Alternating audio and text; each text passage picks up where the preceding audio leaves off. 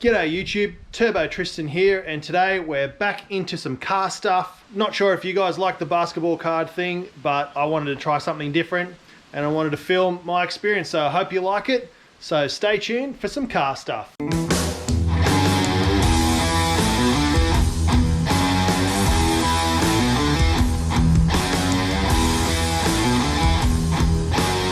Alright, so we're back in the garage, as you can tell. I've gone ahead and I've done something which is probably going to upset a few people, but I've gone and done the timing and the valve lash on the engine. I've put it all together, so now that's done. I'm sure you guys are probably sick of looking at it and hearing about it, but all the timing has been done.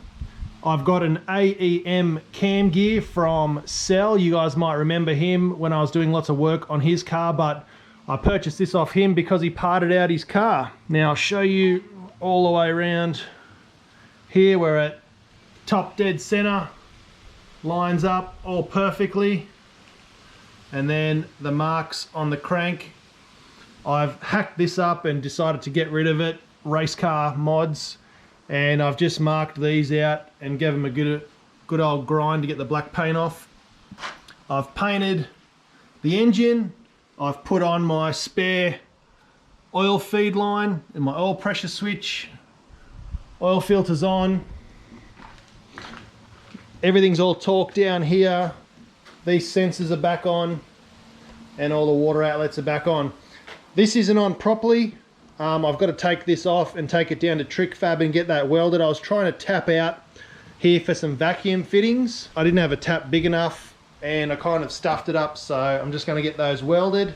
And I've yet to take the sump down and get that welded as well with a bung on there, so I'll get those two things done at the same time and then that'll be ready to seal up. I have noticed there are a couple of oil leaks on the original motor, so I'll consider changing that out. I do want to explode it at the track and see how it goes as it is, but honestly, I'm not sure how it's going to last, and I'm not sure when I'm going to be able to get back to the track.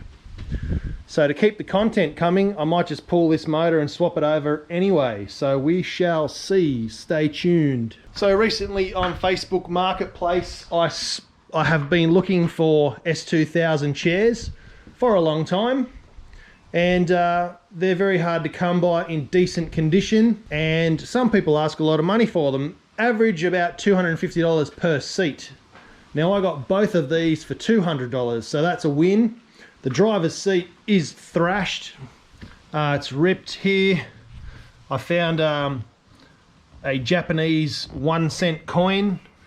This bolster's stuffed and the leather's all cracked. I didn't really want leather seats, but I did want bucket seats. The passenger seat's pretty much perfect, you could say, considering it's 20 years old. I really want to find someone in Melbourne that's going to give me a good deal on retrimming those in probably just a grey cloth to match the rest of the car. The cloth will hold you in the seat more, whereas the leather will have you sliding around, but the side bolsters there are awesome, and also on the legs on the passenger seat. Now I do know you can swap the bases over, so I'm going to use this base for the driver, put that on the passenger side. These backrests are sided because they've got that seatbelt bit on them. I'm not sure if that can be swapped out, but what I'm going to do is I'm going to disassemble these, get them all ready to hopefully get them trimmed, take out the passenger seat that's in the car and just have a look at everything. It's not going to be a how-to on how to swap these over yet. I will share any tips and tricks that I pick up along the way, but there's plenty of videos on YouTube already about that. There's plenty of videos on YouTube about how to do a timing belt, so I'd rather just get it done. Everything has been torqued. All of these bolts have been torqued. This has been torqued. It's all Mickey Mouse and schmick ready to go. I've just got this sitting here with a cable tie holding it up because stupid me, when I cut this off, I didn't realize that there was a bracket that sat in. So I've kind of stuffed myself there. I probably could have, trimmed it along a bit further and kept this bottom part, but you live and you learn. So I've just got some gasket goo and the original O-ring in there, just letting that set, and I'll look at getting something to tie that off when I put it back in the engine bay. Now, the engine's blue, the engine cover's blue. I was originally trying to get silver. I ordered silver from eBay, some high temp engine paint, and it's silver. But then if you look at the code they sent me, it was titanium silver blue. So that's what color that is. Yeah, I'm actually pretty happy with it. It looks really cool. And now I just need to decide what color to paint the engine bay. I'm thinking like fluoro hot pink, or baby blue, or boring black, but we'll see. Let me know what you guys think below in the comments, and we'll see. Whoever gets the most likes will probably win. Now over to the seats and we'll get them pulled apart.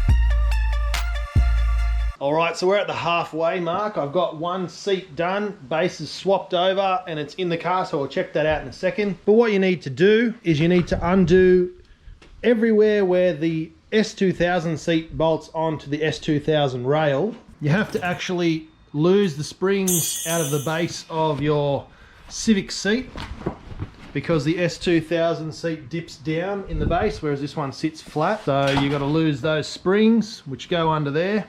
That makes it dip down like the S2000 one does, so the S2000 seat fits. But yeah, let's take a look at the other one in the car. So this one's got the stuffed base, but the good backrest. So there they are. That's the difference.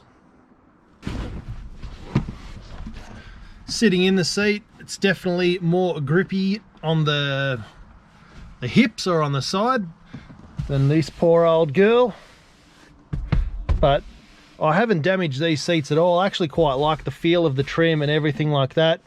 So what I'm going to try and do is get someone local to retrim, or I'll buy some covers of just some grey cloth to chuck over these, make them look a bit fresher, match the car, and also make it more grippy so you're not slipping around. Anyway, we got one more seat to do and the job's done. All right, so the seats are done. Apologies, I didn't do a whole in-depth step-by-step. It's kind of one of those things you have to figure out while you're going. Basically, you have to remove the base from the S2000 seats and also the base from the Civic seats, swap them over. It's really just a matter of some 12 mils, some 14 mils, and some Phillips head screwdrivers.